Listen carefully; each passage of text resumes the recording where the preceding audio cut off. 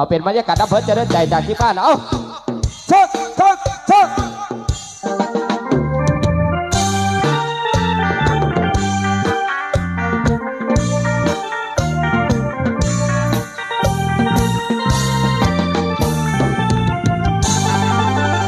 ละอา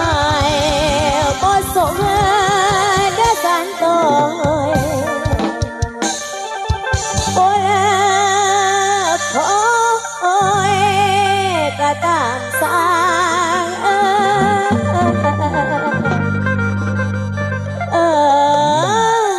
ก้อยนี่เด้อสิขอเป็นแค่กลางของขออายให้ได้ฟัง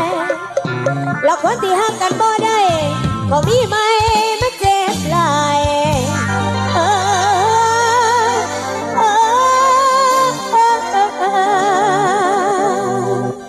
เมื่อทั้งได้นะทั้งเป็น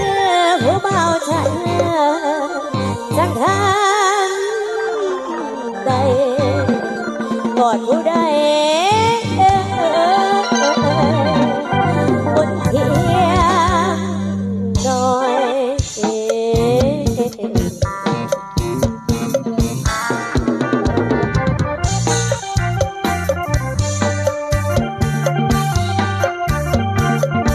เอาหมอพิเศษให้ทั้งเจ้าของรอดเนี่ยบัดนี้เด้อ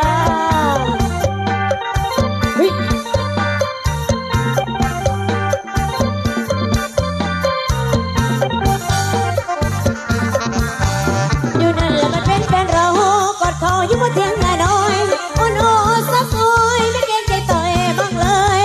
มันเจ็บประปวดระแสนเห็นเขากอดแฟนของเราเยอะเย้ยชื่อที่อยู่กันเพียงหน้าไม่อายนกกาฟ้าดินบางเลยเขาทำกันอย่างเพลินเขาทำกันอย่างเพลินน้อยใจจังเลยแก่เพราะเสียเนื้อ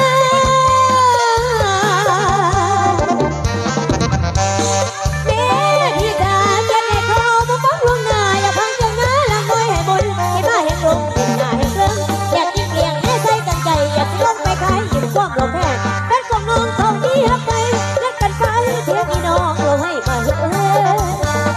เสียงน้องผู้ชายเจ๊ก็รักเขาเย็นเสียงน้องก็รัก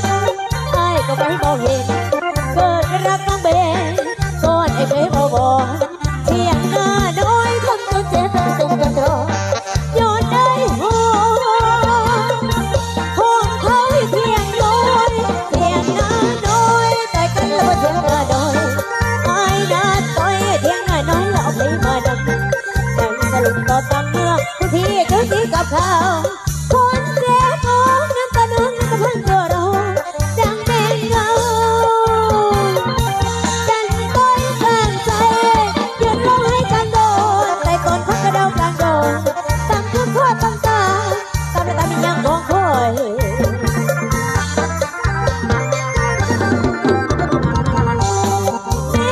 ไอ้เอ๋ยบอกให้ฟังต่อยแ